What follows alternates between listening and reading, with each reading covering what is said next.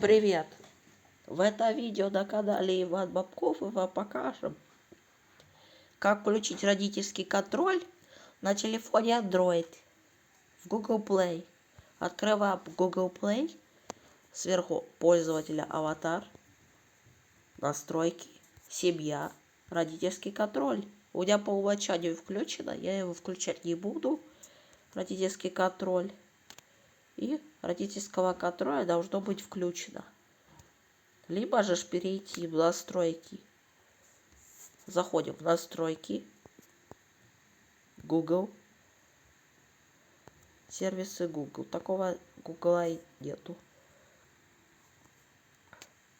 То есть, что такое родительский контроль включения?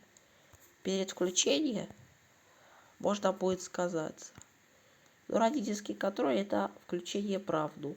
Всем спасибо, всем пока.